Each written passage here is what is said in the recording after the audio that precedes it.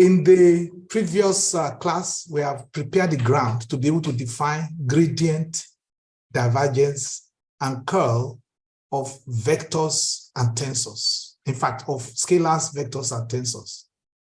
It is possible to compute gradient for a scalar, but you cannot compute divergence and curl. It's also possible for you to compute gradient, divergence, and curl for vectors. It's possible for you to compute gradient, divergence, and curl for tensors. So this is gradient, divergence, gradient, divergence, and curl will be computable for scalars, vectors, and tensors. It's just that for scalars, you will see shortly where we cannot compute a divergence for a scalar and we cannot have a curl for a scalar because of the way these things are defined.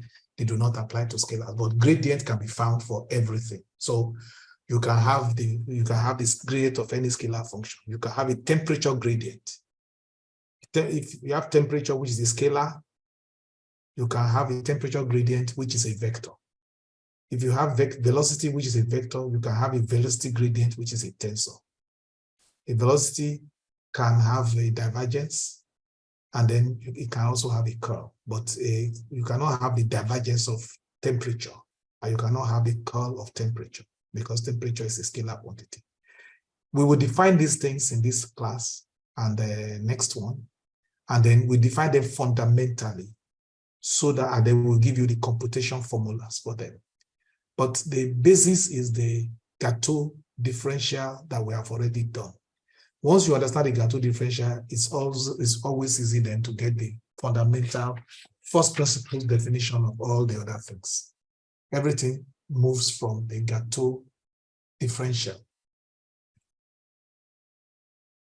So in this lecture, pages 3 to 5 will be a review of the limits, continuity, and the only thing we will review there will be the directional derivative. I haven't reviewed the other one. Then we'll talk about the Gateau, which we've already talked about. And then the Gateau will lead us to the Frechet derivative. And you don't get excited over the names, because these are called other names. For instance, what we call grad. What you call grad can be for just a scalar or a vector, but when you are looking at bigger objects, the general name for it is the Frechet derivative. Then we go to illustrative examples, and then when you get to illustrative examples, you will discover that there, even some of the issues that we don't understand in the earlier part can become better known, better understood with the examples. And then we look at the differentiation of fields and all the other things. So let us just go on. I don't review this. I've already reviewed this again today. I've done this. Now, let us look at the directional derivative. Consider a function in the two-dimensional Euclidean domain, x1, x2. Let us say x or xy. So at every point, you have the definition of a function, and you can plot it as a surface. So if you have that, at any point, you can take a vector u and you can take a direction of vector u and direction of vector v at any point on the surface. The direction derivative is achieved by taking a cutting plane. Suppose we just cut a plane in the direction of u, that is on this side. Suppose we cut a plane there, and we now define a derivative with respect to a derivative du, where we take the function of x plus alpha u. We just move an alpha units in the direction of u and measure the value of the function there, subtract it from the value of the function at x, divided by the alpha, which is the multiplication factor of that unit vector there. This quantity here is the directional derivative of that function in the direction of u. You can do the same thing in the direction of v.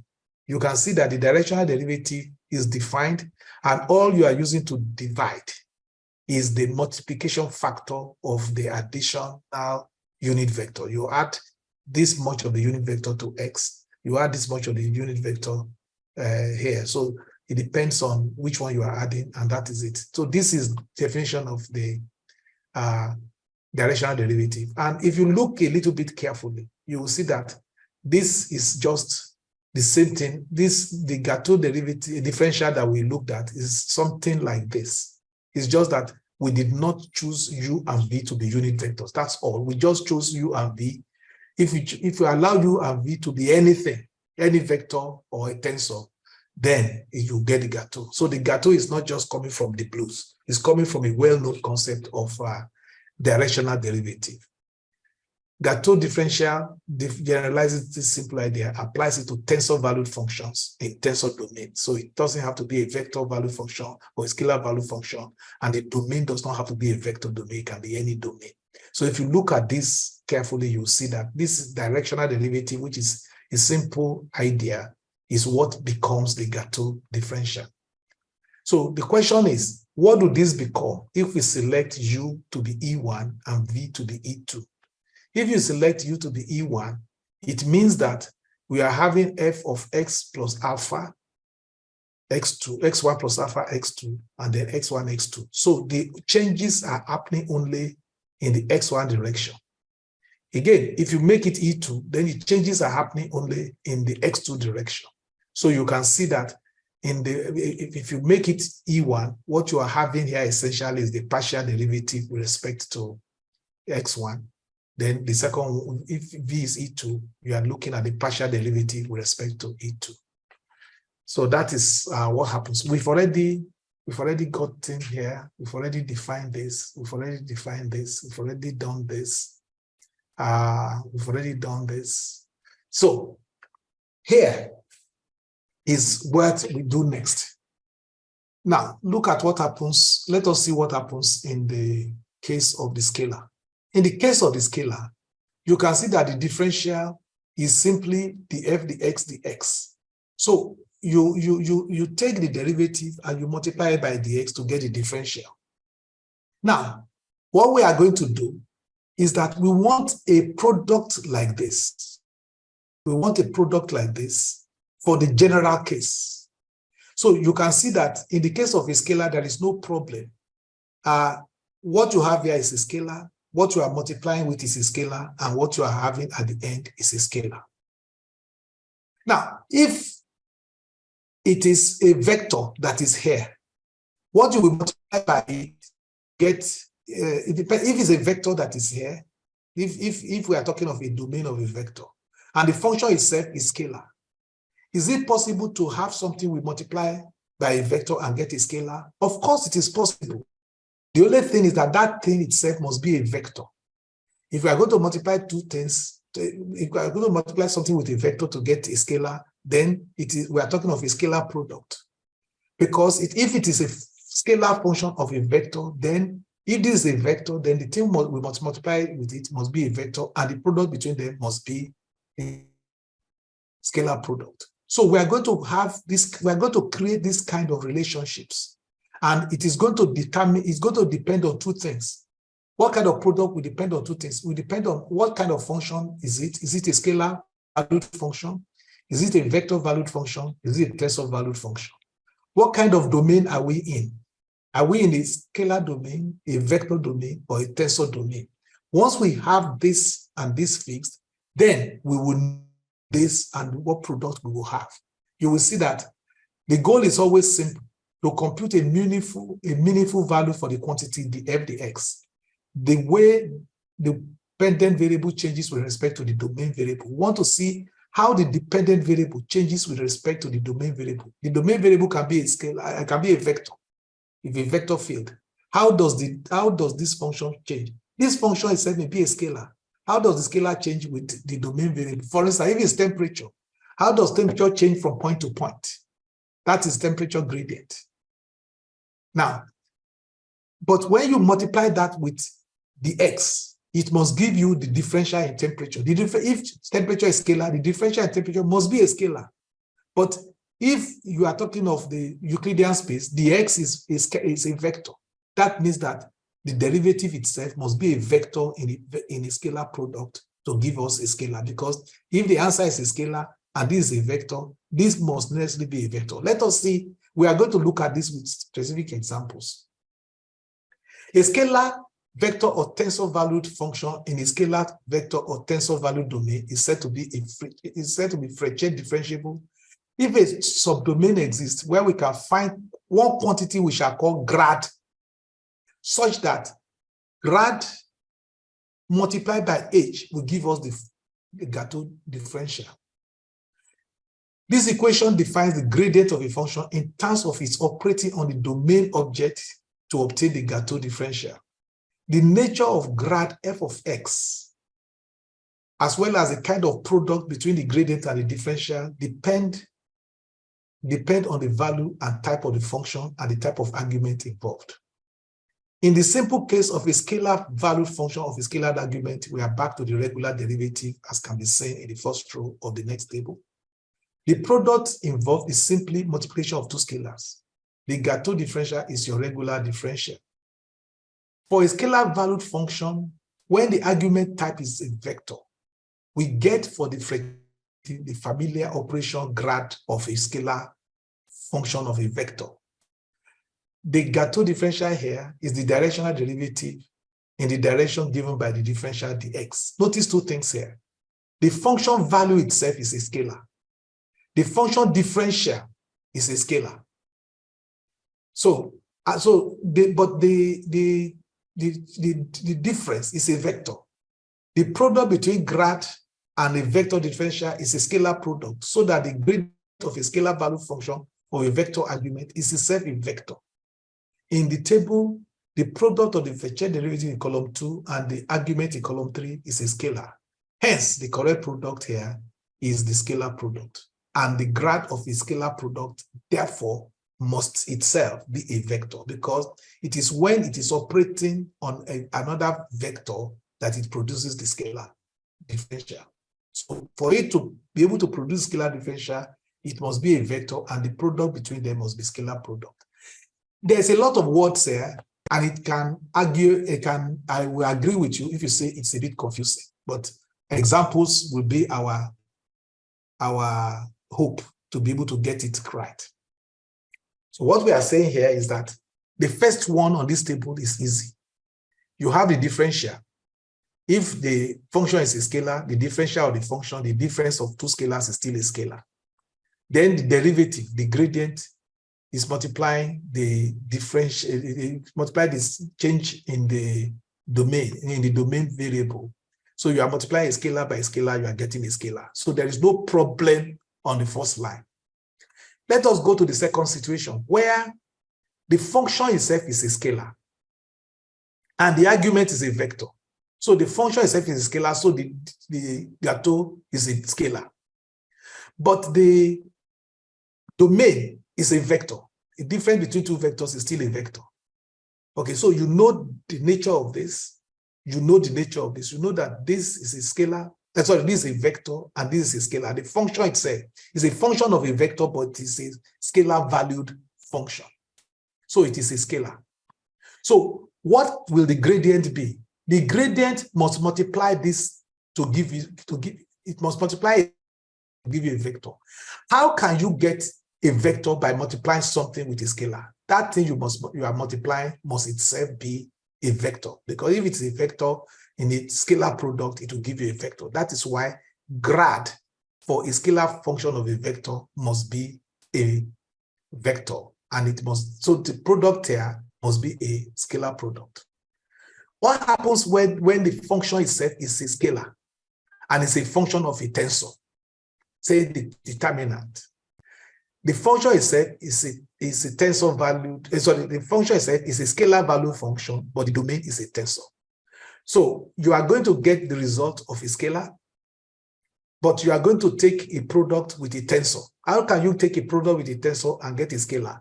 The two of them must be both tensors, and it must be an inner product. So the derivative of a scalar function, like a determinant with respect to the tensor, is a second order tensor. So we can use this argument to know the nature of our gradient in the case of a scalar, in the case of a scalar function of a scalar variable, in case of a scalar function of a vector variable, in case of a scalar function of a tensor variable, and in the case of a vector function of a vector variable here, and here in the case of a scalar function of a tensor function of a scalar variable, and here in the case of a tensor function of a vector variable, and in all the possible cases, we can see what grad will be. The only thing you probably have known at this stage is the grad of a scalar function, and you know that to be a vector. So we are going to go into specific examples to use to explain what is happening here so that we can do this generalization. Line 1 is our familiar differentiation result. Line 2 contains our chain rule for a function of several variables. Line 3 gives the analogous result for tensors. For a scalar value function of a tensor argument rule 3, the Gaussian differential is a scalar. The gradient here is a second order tensor. The proper product to recover the scalar value from the product of these tensors is the tensor scalar product. On rows 6 and 7, the tensor order for Freche derivative is higher than 2, and so stated. Some of the most important functions we differentiate are scalar valued functions that take tensor arguments. Here are some examples. The principal invariance of tensor and related functions. This could include invariance of other tensors, such as the deviatory parts of the original tensor, traces of powers of the tensor, traces of products and transposes. These results are powerful because we often are able to convert scalar values to the sum and products of traces and their powers. And then you look at magnitude of tensors. That is scalar valued function of tensor. So we are going to be looking at this scalar valued function. That is what is most important. But you are still going to see vector valued function of tensors and tensor valued function of tensors. Let us now begin with examples, because all we have been saying will be easy to see. Look at examples.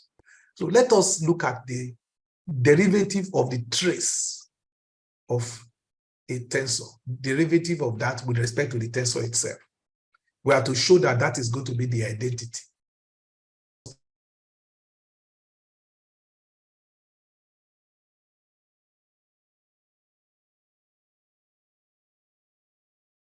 Let me just go back to the copy.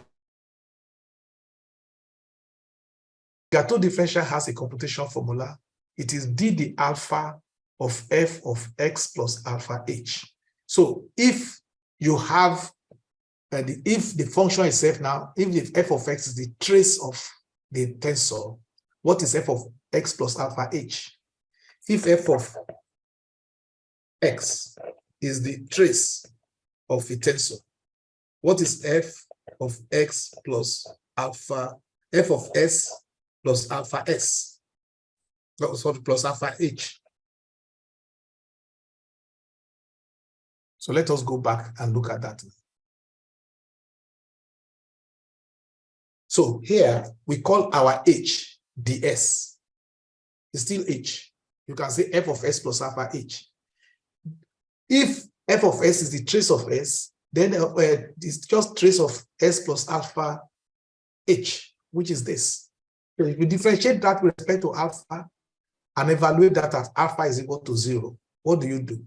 From here to here, you remember that the derivative of a trace is the trace of the derivative. So you take the alpha that is here. This is a computation formula. You take it inside. So it is in front of the trace now. You are going to differentiate s plus alpha ds with respect to alpha. Now, this is easy to do. If you differentiate it with respect to alpha, s contains no alpha, so there's nothing there. And this one is so all just we have here should be ds. So you can say that this is the trace of ds. But the trace, because the alpha goes immediately from here. So what you have is the trace of ds. But you can put an identity tensor here because the identity tensor is neutral. So if I have any tensor and multiply by the identity tensor, I've done nothing. That is it. So that means that if I have the trace of alpha ds, it's the same thing as the trace, or it's the same thing as the inner product of I with ds. If that is equal to df ds dot ds, because what we have on the right hand side is a scalar. You are having an inner product and you are getting a scalar. So that means that the thing on both sides must be tensors. So this df ds, which is here, dotting this, must be equal to, so this what you have here now is what we actually give you the I. So that means that if you go to line 3 of slide 13, let us go to slide 13. So in this line 3, you see that if what you have on this side is a tensor, and what you must have here is an inner product, and this is the df dt you are looking for. So the df dt you are looking for here is the f ds here, and that must now, because if you look at this example, you said that this quantity is I. So the gradient of the trace is simply the identity tensor. That is what we have proved here. Because line 3 of slide 13 shows that what we must have is this dot dot ds, but we have it is I dot dot ds. So that this quantity here must be equal to I when f of s is the trace of s. So if you walk it back again, you can see that in this example, we have shown that the trace of x, the derivative of it, is simply the identity tensor. So we go to the next example. The next example, okay, what did I do there? So that we found a function that multiplies the differential argument to give us the Gateau differential, which, as you can see here, dds of the trace of s is 1. I just prove again here that the derivative of trace is the trace of the derivative, but I did that in the earlier hour, so there's no need to worry about that here. So the second one, dds of the square of the trace of s squared. Trace of s squared. What is the dds? Again, we can start by taking the computation formula. So f of s plus alpha ds here is simply trace of s plus alpha ds squared, because the function now is trace of s squared. So the computation formula, you just have to add alpha h. H here is just the h, so we call it ds. Okay, so that's it. And then if you expand this, you are trying to take the trace of s plus alpha ds times s plus alpha ds. So if you open that, you can bring this d alpha inside, because the trace of a derivative is the derivative of the trace. So you can bring this inside, then open this bracket. Open this bracket here. If you open this bracket, you can see that you have here the s multiplied by s into alpha ds. You are differentiating that with respect to alpha, and then so the first term here, which is s multiplying s, does not take part because it doesn't have any alpha. So you are only retaining the things that have alpha, and because you are going to have alpha is equal to 0, after you have differentiated, anything that is still containing alpha will vanish. So that is what you have here. So all that is left here is the ss plus sds. And if you are taking the trace of these two, each one of them is st dot dot ds. And so this quantity here will be equal to the fsds. So the trace of s squared is simply 2st. So that is the second question here. We have answered this one, and we have answered this one by just evaluating the Gateau differential in we evaluated the Gateau differential using the computation formula. So if you use the computation formula, we find that the thing must be an inner product. So what we have on this side, which is the gradient, must be whatever we have here, which is in this case is I. In the second case is s. In the second case it's 2st. We can continue that way. Using the two results and the linearity of the trace operation, we can proceed to find the first derivative of the second principal invariant of the tensor S. So if we have dds of the second invariant, we have, you remember that the second invariant is the square of the trace minus the trace of the square. So if you do that and you use the product principle, we already know dds of the trace squared is 2. We already know that dds of the trace. So we first of all have twice this. The 2 comes down. Then the trace of dds of the trace is this one. So we are using the form. We are using the result we have had. We are using the result we had from here. The result we had from here into this one to get this. So using the fact that differentiating trace squared with respect to trace is a scalar derivative of a scalar argument. So that is the differentiation of the second invariant. When you do that again with the third invariant, it just takes all the results we have had so far, and you have this result. You are just substituting the results we have had up till this point to get this. The last example here, differentiate the trace of a product with a constant tensor. So you have A is a constant tensor, and you want to differentiate this product. Again, you look at the computation formula. The computation formula now, you have a trace of AS plus alpha of H. H here now, because this A is a constant. So the only variation would be in S. So it is still the same thing. It could have been the A and the S, but because A is a constant, so it's alpha A ds. And it must be equal to df ds dot dot ds. So if you now work out this by allowing the alpha to be 0, if you allow alpha to be 0 here, you have d the alpha of trace of as, d the alpha of alpha trace of ads. So the only thing that survives that, is trace of ads. And if trace of ads is this quantity here, you write it in terms of the inner product. The trace of ads is the transpose of a dot dot ds. Therefore, this quantity here must be equal to this quantity here. So the gradient we're looking at is the f of s ds, and it is the a transpose. This result should not be surprising, since trace of as is as dot dot t. So let us now differentiate the magnitude of a tensor. This is a little bit elaborate. So let us look at the derivative of the magnitude of a tensor.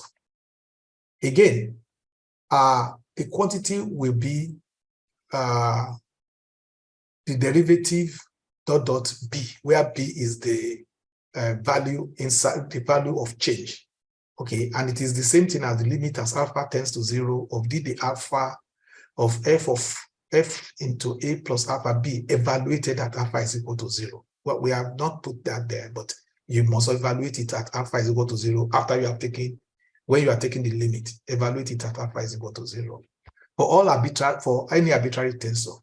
In the case of f of a is equal to a magnitude of a, we can say that the magnitude of a, the a dot dot b, that is what this one will be now. F of a will be is equal to limit as alpha tends to 0, d the alpha of magnitude of a plus alpha b. So that is again the computation formula. You are this b now is representing our h in our computation formula. So how do you find the a plus alpha b? The magnitude of a plus alpha b is simply the trace of a plus alpha b times a plus alpha b transpose. That is the definition of the magnitude. Okay. So, or a plus alpha b dot dot a plus alpha b, which is this quantity. So you can open this bracket. So you have a transpose, alpha b a transpose, and so on. This is just opening the bracket, and you are taking the trace of all of them.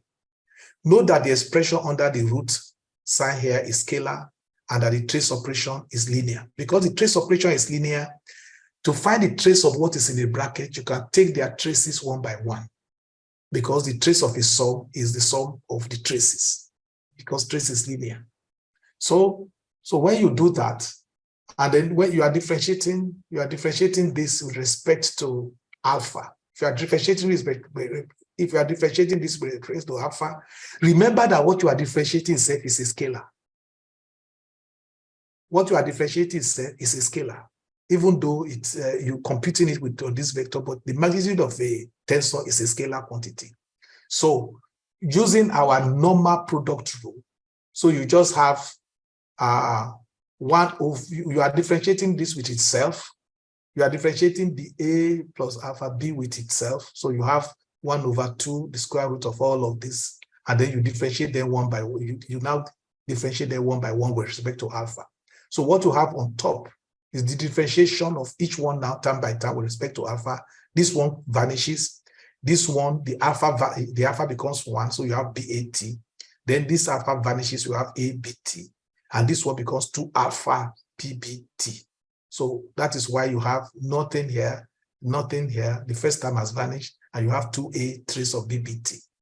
And then, but you are taking the limit as alpha tends to 0. When you take the limit as alpha tends to 0, this third term vanishes, and these two terms are equal. They are both terms for the inner product of A and B in two different ways. So it's twice that. So that 2 cancels the 2.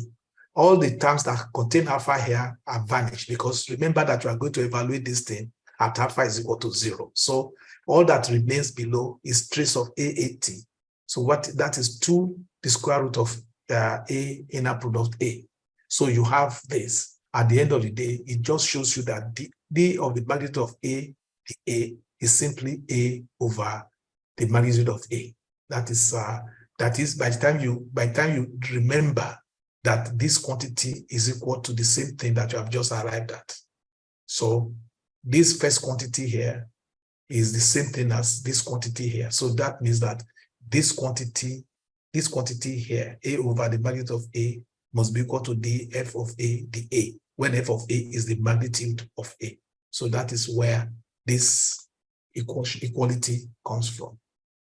So get home, go through those things. If you have specific difficulties, send them in. The things are fully explained, but if you have any specific difficulty, try to use these examples to understand the Gateau differential and the gradient of any function. The function now can be a scalar function of a vector, can be a scalar function of a tensor, and the same principle applies using the Gateau differential. So the question we want to ask now before we close today's class is, what is a field? So I'm just going to define this and then we'll close for the day. What is a field? The Euclidean point space in concrete terms, that is what a field is. If at each point of a Euclidean point space, a scalar or a vector or a tensor is defined, we call such a point space a field of that defined object. Take a look at what we have here. This is something you can do as an experiment. You take a magnet, put it under a piece of paper, and you put iron filings on it. You will see that the lines of force will be aligned. The lines of force for the magnet will be in this kind of alignment. What we are saying here is that, let us say you are looking at this point. The force there is a vector and is pointing to the northwest. At this point, the vector is pointing to the northwest. At this point, it is pointing to the southwest.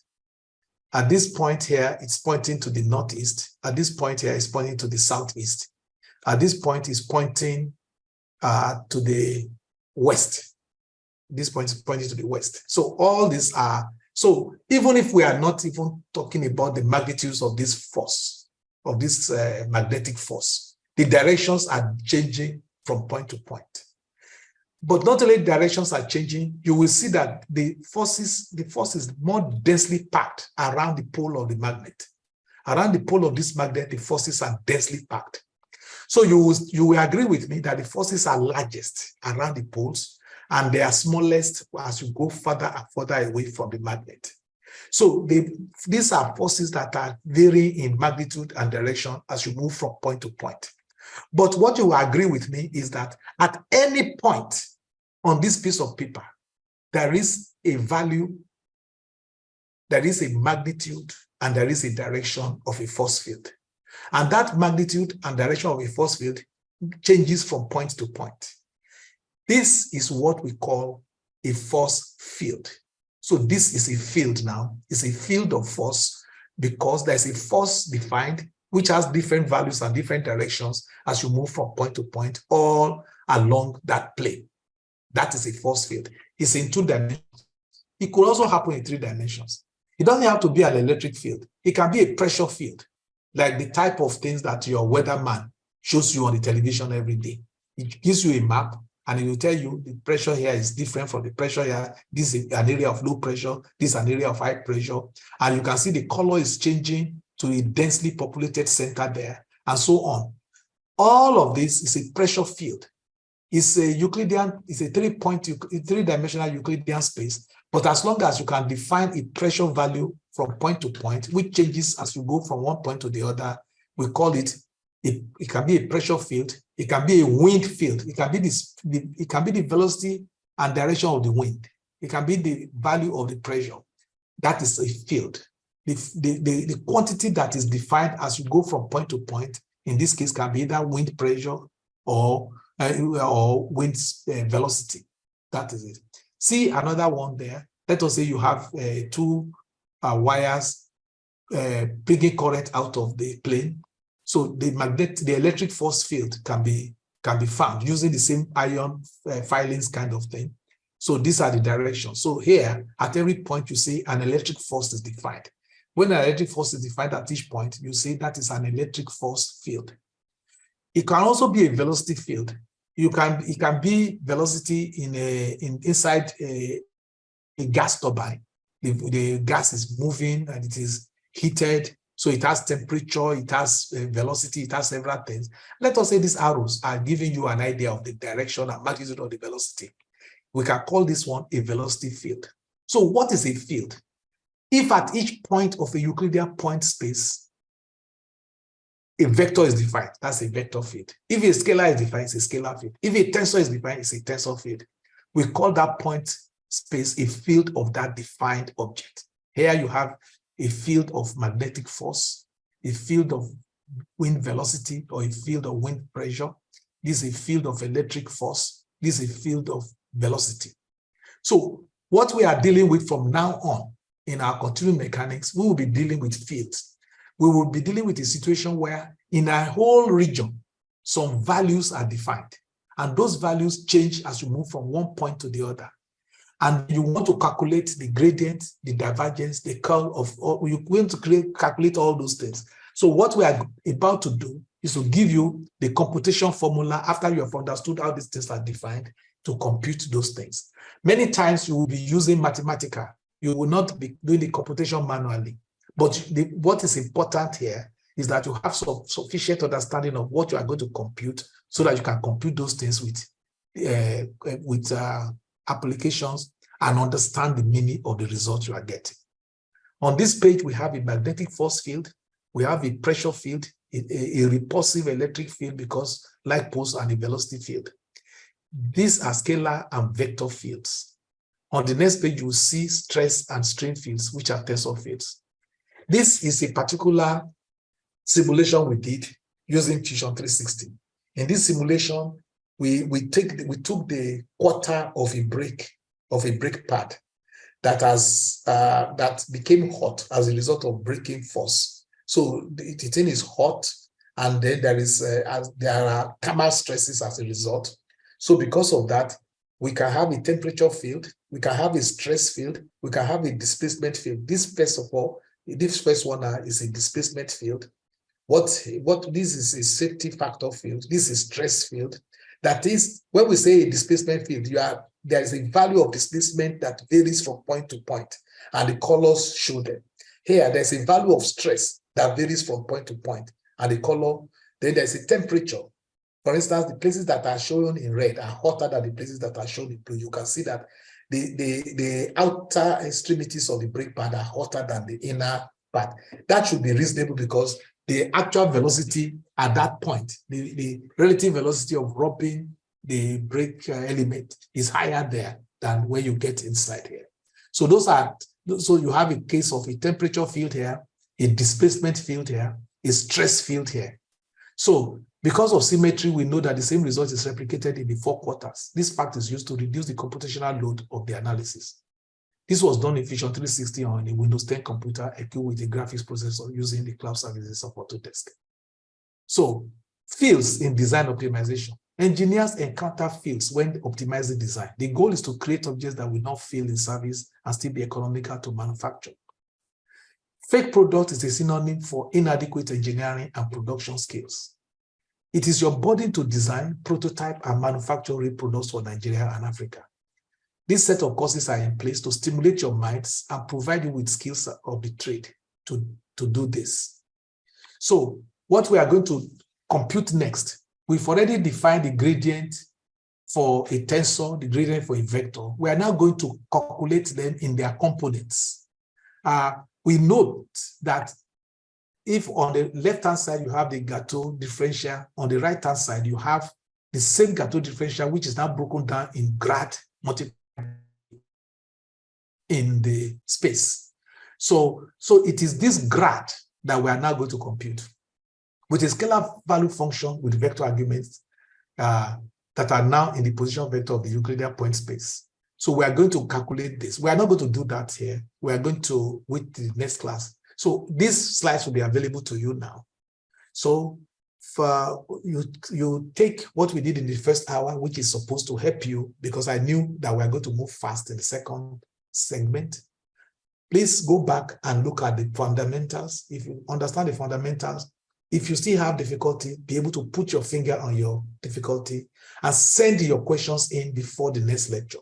If you send the questions in before the next lecture, I do not have any difficulty in going over some of what we have done today so that you will understand. But it is your duty to go and put your finger on precisely the point of difficulty. So don't say, oh, I don't know anything there. Then that means that you cannot be helped. But if you can say, okay, I understand it to this point, but how did you move from this point? And that is easy to explain. Once we take care of that, we will now compute some of the things that you have to be told, and we will now compute them with a proof that these are the equations that compute them. From that point on, you will be able to use software to do the computation. It is 5 minutes to 1. I think that's enough for the day. So we'll see you next week. By next week, I hope you would have looked through those examples and drawn attention to any point that is still difficult for you. Thank you.